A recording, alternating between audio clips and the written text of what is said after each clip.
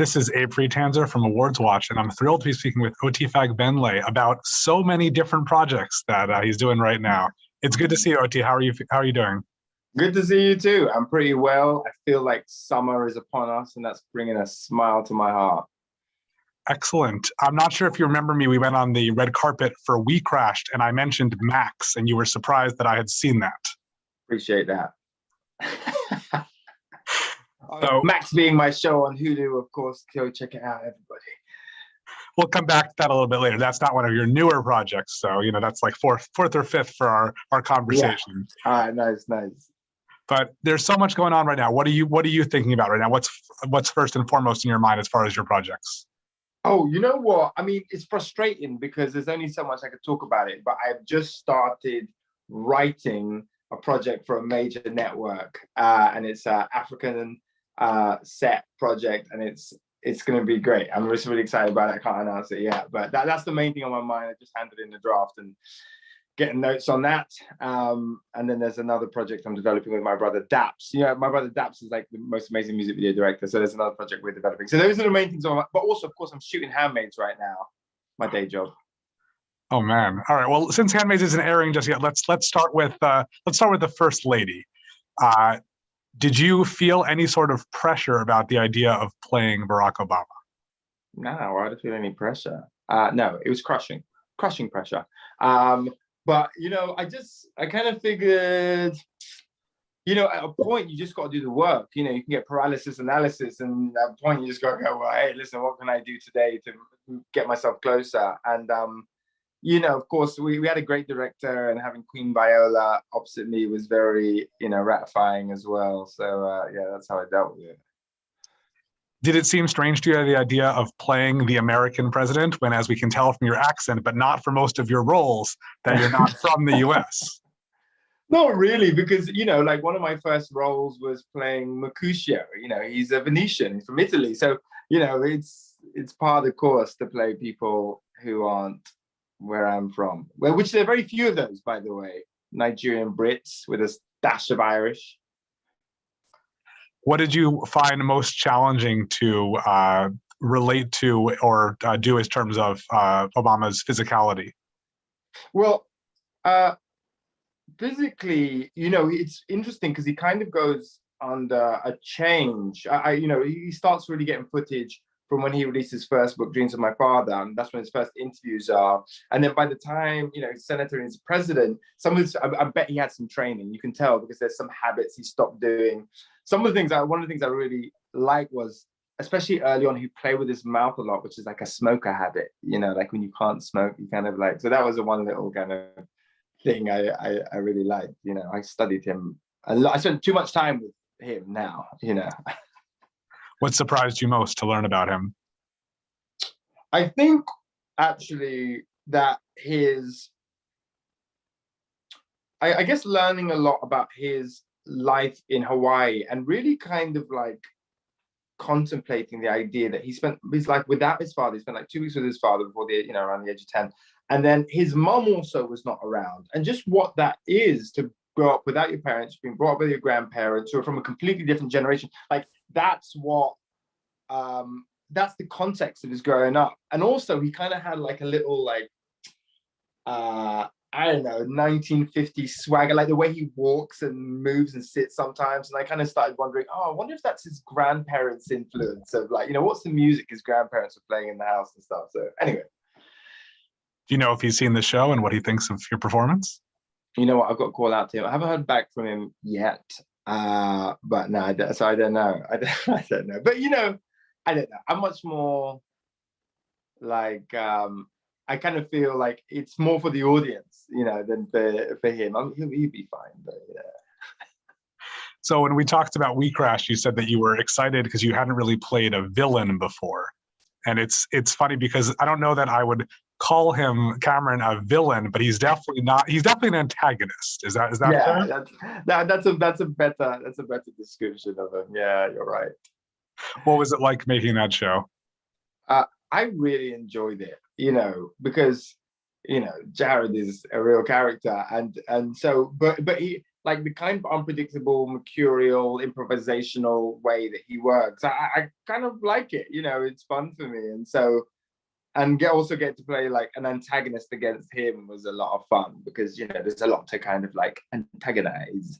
So yeah, it was fun. Yeah. Well, so congratulations on your first Emmy nomination for The Handmaid's Tale. That's very exciting. It was really, I think I wasn't sure. I do a lot of predicting of the Emmys and other award shows, and I didn't expect quite the surge, for The Handmaid's Tale into its run. It's really great to see that there's still such an audience that's so excited about it. I know. I feel like that last season, which was a great season, season 4, I think it got a whole new bunch of viewers actually. And I don't know if it was like pandemic sitting around or whatever, but yeah, I felt a real surge in the amount of people watching and loving the show. Well, in case there are any new viewers or those who some reason haven't caught up just yet, we'll issue a quick spoiler warning for season 4. Did you enjoy the opportunity to have this sort of reunion with June? Yeah, you know what? Yes, because it's kind of like what the characters wanted for so long, and yes, because it's really complicated. It's not like the perfect sweet reunion that one might hope for. But almost mostly, Lizzie Moss is just, I think, one of the greatest actresses of my generation, and working with her is just fun. It's fun, it's informative, I learn a lot, and yeah, I feel like we have great chemistry, and so yeah, I love it. I also like the relationship that's built between Luke and Moira. I think that's fun to see, and they really they've turned a corner, I think. Yeah, Samira O'Reilly is the best, and I was actually just hanging out with her this weekend, and yeah, I appreciate her so much, my sister. It's nice to see Luke sort of take on more of a role, but he also still is not really engaged with a lot of the main storyline. Do you ever feel like you want him to be like right at the center of that, or it's nice to sort of be a bit on his own from what the main Gilead action? I really believe in this show, like Handmaids. I believe it, and I want to serve it. So like, it's almost irrelevant, like what I want, really, to some extent. Like, I mean, I fight for things sometimes, but I always try and fight for things because I think it's what the show needs. Not like, can you put me front and center, please? Like, I just love the show. And so the end is in sight. I know that. What is it like going back to work, and how are you feeling about it? I mean, they say the end's in sight. What can you preview about the next season, if anything? Probably nothing. I mean, I'll tell you about, like, Luke-wise, we see Luke, no more lukewarm from Luke. Luke really starts picking things up, and literally and metaphorically, and so I think you just see a whole new side to old Luke. That's great. And so let's go back to Maxxx for a second. How do you think Maxxx was received here in the US, and do you think we're going to see more of it in the future? Well, yeah. So Maxxx, I think, was received really well. I mean, like I still get messages from people about it, and like I said, I'm working on these other shows now. But I would love Maxxx to come back at some point, check back in him, in a few years' time, and see what he's up to. Because yeah, he was like one of my most fun characters to play, and I think there's more story there. While you're all over our TVs, you also had a chance to be in some films. I know you were in Black Widow, which feels like it was a long time ago. I know it still came out during the pandemic, so it can't be that long ago. Right. But I'm sure it was fun to be part of the Marvel Cinematic Universe.